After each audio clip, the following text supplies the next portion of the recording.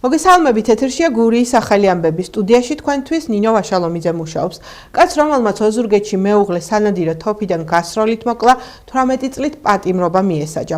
აღნიშნულთან დაკავშირებით ინფორმაციას საქართველოს გენერალური პროკურატურა ავრცელებს. უწყების ცნობით, ბრალდებულმა სანადირო თოფიდან გასროლით მეუღლეს სიცოცხლისთვის სახიფათო დაზიანება მიაყენა, რომელიც მიღებული დაზიანებების შედეგად ადგილზე გარდაიცვალა. ოზურგეთის რაიონულმა სასამართლომ ბრალდებული სრულად დამნაშავედ ცნო. ოპოზიციურ გაერთიანებას მიესალმება ევროპული საქართველოს რაიონული ლიდერი მიხაილ გოგოტიშვილი. როგორც მან გურია ტივის ეთერში სტუმრობისას განაცხადა, ალიანსის გეგმა მოსახლეობასთან აქტიური კომუნიკაცია და დასავლეთთან მჭიდრო კავშირია. როგორც გოგოტიშვილმა თქვა, ოპოზიციური ფლანგის გააქტიურება და რაც მთავარია ალიანსის შექმნა ხალხის დაკვეთა იყო, რომელიც შესრულდა. მიშა გოგოტიშვილის თქმით, მალე აღნიშნული ალიანსი რეგიონებში ჩასვლებს და მოსახლეობასთან პირისპირ შეხვედრებს დაიწყებს. სანამ ეს შედგებოდა თბილისში, რა თქმა უნდა, პარტიების ლიდერების ხდებოდნენ ადგილზე, ჩვენ პარალელურ რეჟიმში მუშაობდით პოლიტსაბჭო და ერთმანეთს რაიონული ორგანიზაციების ხელმძღვანელები უზიარებდით ჩვენს შეხედულებებს, შტაბ-ჭრილებებს და პარალელურად ჩვენც ადგილზე ვხვდებოდით სხვადასხვა პარტიების ხელმძღვანელებს და წარმომადგენლებს, რომლებიც დღეს გაერთიანებაში არიან. ჩვენ დაბლიდანს, ასე რომ ვთქვათ, ბრჭყალებში ბოდიშის მოხდით, შევქმნით ის სიტუაცია ჩვენს ხელმძღვანელებს, რომ ეს აუცილებელია და მართლაც ეს არაერთხელ გამოჩნდა, რომ ერთობას არ აქვს ალტერნატივა და შესაბამისად, რა თქმა უნდა, ჩვენ ერთიანი ძალებით გავაგრძელებთ მუშაობას და გავაგრძელებთ ზუსტად მუშაობას უკვე გაზაფხულიდან გაზაფხულიც მოვიდა, რომ გავიდეთ მოსახლეობაში და არა ტელევიზიიდან, არა ინტერნეტ საშუალებებიდან და სოციალური მედიებიდან უშუალოდ შევხვდეთ, აუხსნათ, დაველაპარაკეთ. თბილისის საქალაქო სასამართლოში 4 ოქტომბრის საქმეზე ბრალდებულების ევა შაიშმელაშვილის, გიორგი ჩახუნაშვილის და კიდევ 13 პირის საქმის არსებითი განხილვა გაიმართა. დღევანდელ სხდომაზე ბრალდების მხარის მტკიცებულებები გამოიკვლიეს. კონკრეტულად კი დაიკითხა ერთი მოწმე. ის ერთ-ერთი პატრულის თანამშრომელია. 4 ოქტომბრის ათონელის რეზიდენციასთან განვითარებულ მოვლენებთან დაკავშირებით საერთო ჯამში სისხლის სამართლებრივ პასუხისმგებლობაში 64 პირია მიცემული და მათ საქმეებს სასამართლო 5 ეპიზოდად იხილავს.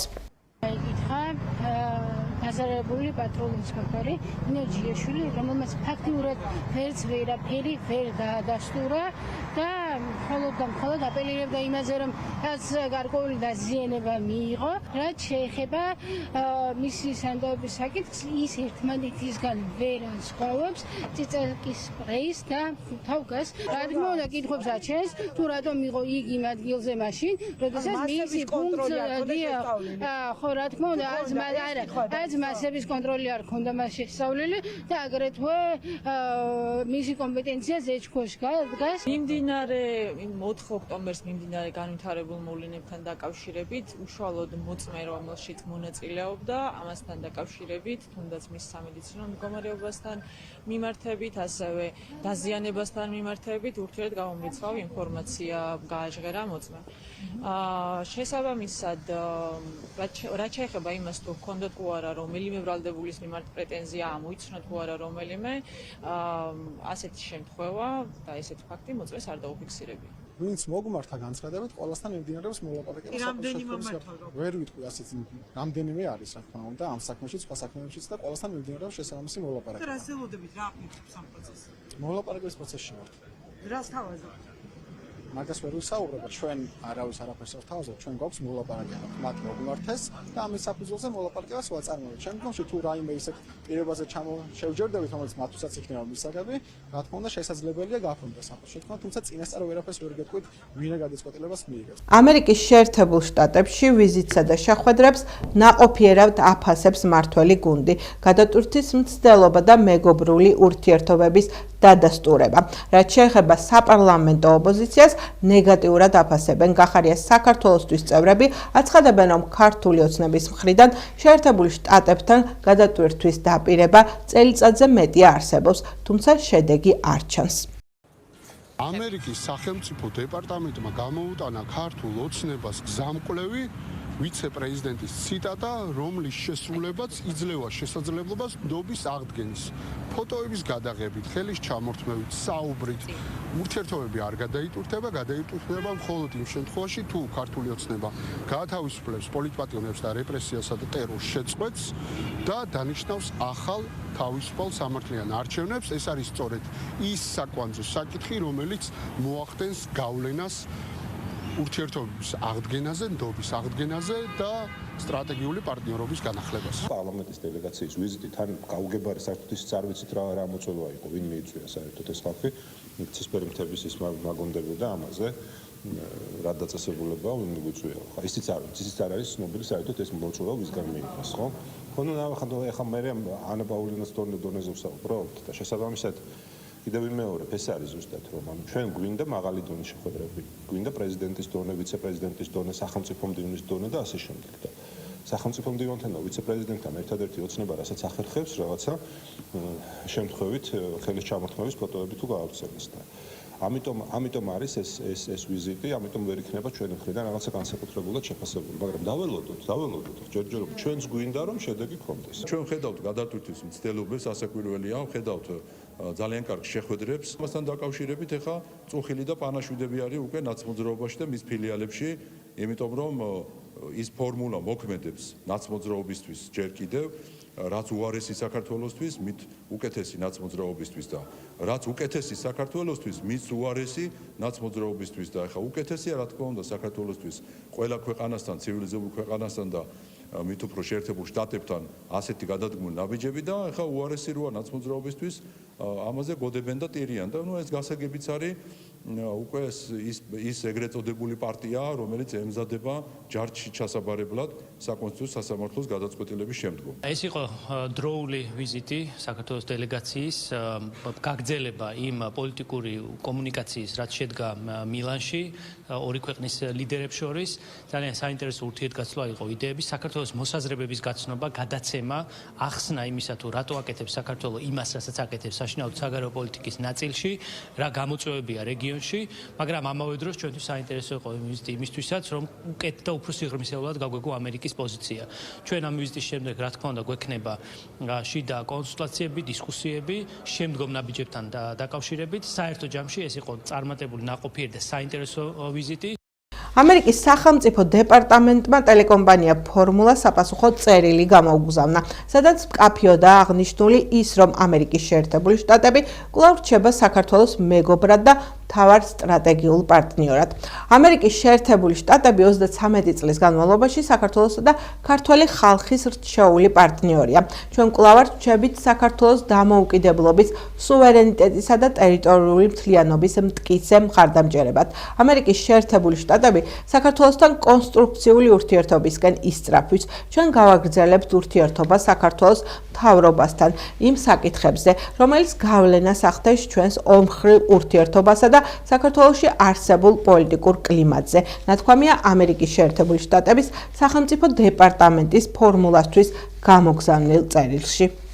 ამ რეჟიმს აქვს მცდელობები და სურვილი ლეგიტიმაციის მოპოვებისა საერთაშორისო ასპარეზზე, მაგრამ ჩვენ უკვე მეხუთედ ვისმენთ ამერიკის შეერთებული შტატების სახელმწიფო დეპარტამენტის მხრიდან იმას, რომ ქართული ოცნების რეჟიმმა უნდა გადადგას ძალიან კონკრეტული ნაბიჯები, თუ კი მას სურს ლეგიტიმაცია. ეს არის ის, რასაც ჩვენს ვამბობთ ან წელიწადნახევრის განმავლობაში, ჩვენ ვამბობთ ძალიან აქტიურად, რომ ქართული ოცნების რეჟიმმა უნდა დანიშნოს ახალი არჩევნები, უნდა გაათავისუფლოს პოლიტიკური ტყვეები და ხელი უნდა შეუწყოს პოლიტიკური სისტემის ნორმალიზებას, თუ კი მას სურს, რომ კონდეს ნორმალური საერთაშორისო პოლიტიკური ვითარება და ურთიერთობები. თუ ამას არ გააკეთებს, ამ ფასის გადახდის გარეშე ის ვერ შესძლებს ვერანაირ სტაბილიზაციას პოლიტიკურ დასავლეთთან. ივანიშვილის თავი ამოცანა არის და ყოველთვის იქნება დარჩეს ავტოკრატ ლიდერად და ქვეყანაში შექმნეს სრული ავტოკრატია, რომელთანაც თანამშრომლობენ. მისთვის საუკეთესო მოდელი არის ბელარუსიის მოდელი, რომელიც არის საერთაშორისო ურთიერთობების ჩართული, მას აღიარებენ როგორც ავტოკრატ ლიდერს და არ აკრიტიკებენ ანტიდემოკრატიული ნაბიჯების გამო, არ აკრიტიკებენ ავტოკრატიის გამო, არც ადამიანის უფლებების გამო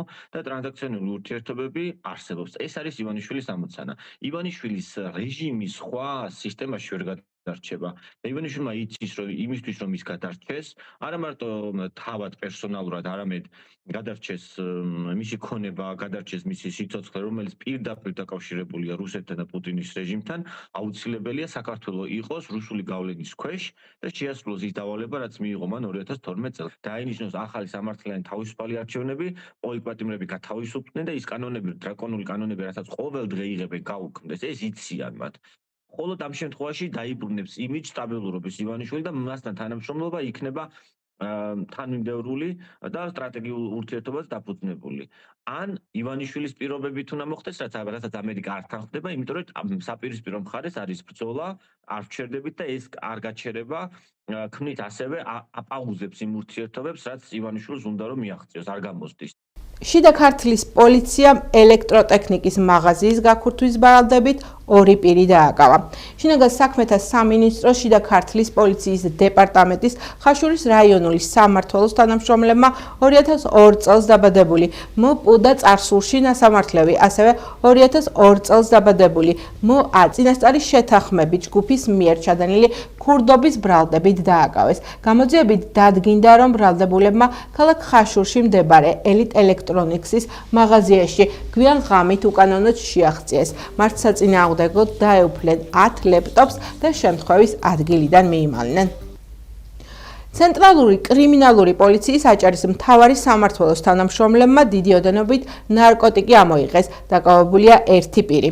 შინაგან საქმეთა სამინისტროს ცენტრალური კრიმინალური პოლიციის აჭარის მთავარი სამმართველოს თანამშრომლებმა რუსეთის ფედერაციის მოქალაქე 1990 წელს დაბადებული მკ ბათუმში დააკავეს. გამოძიება სისხლის სამართლის კოდექსის 260 მუხლის მეორე ნაწილისა და მეხუთე ნაწილის აქვეპუნქტით მიმდინარეობს, რაც 20 წლამდე ვადით თავისუფლების აღკვეთას ითვალისწინებს. ოზურგეთის ბერძნულ რომაულ ჭიდაობაში 3 საქართველოს ჩემპიონი ყავს. ნაკრებმა გუნდმა კი საქართველოს პირველობაზე გუნდური პირველი ადგილი აიღო. საქართველოს პირველობაზე ოზურგეთელი ფალოვნები 3 ოქროს, 1 ვერცხლსა და 4 ბრინჯაოს დაეუფლნენ. ჩემპიონები საბა ტაკიძე 110 კილოგრამ წონით კატეგორიაში, ნიკოლოზ კუტუბიძე 71 კილოგრამ წონით კატეგორიაში და ლაზარე გოგოდიშვილი 60 კილოგრამ წონით კატეგორიაში გახდა. საქართველოს ჩემპიონებსა და პრიზიორებს ჭიდაობის ფედერაციამ სიგელები, მედლები და თასები გადასცა. ახლა ჩვენს ეთერში ამინდის დროა. 7-8 მარტს საქართველოში შენარჩუნებული იქნება შედარებით ცივი და დროგამოშვებით ნალექიანი ამინდი. რაც შეეხება ტემპერატურას და კონკრეტულ ქალაქებს, ოზურგეთში +6 გრადუსი და წვიმა ნავარაუდები. შოხატაურში +6 გრადუსი და დროგამოშვებით წვიმა. ლანჩხუთში ჰაერი 6 გრადუსამდე გათბება და დროგამოშვებით იწვიმებს. რაც შეეხება ურეკს, აქ ტემპერატურა 9 გრადუსი იქნება და წვიმა ნავარაუდები. ბახმაროში კი -5 გრადუსი და თოვლი. რაც შეეხება თბილისს, აქ ჰაერი 10 გრადუსამდე გათბება და ღრუბელია ნავარაუდები. ეს გახდა ჩემ ხალხთ არსებული ბოლო ინფორმაცია. მე მომავალ შეხვედრამდე გემშვიდობებით, კარგად ბრძანდებოდეთ.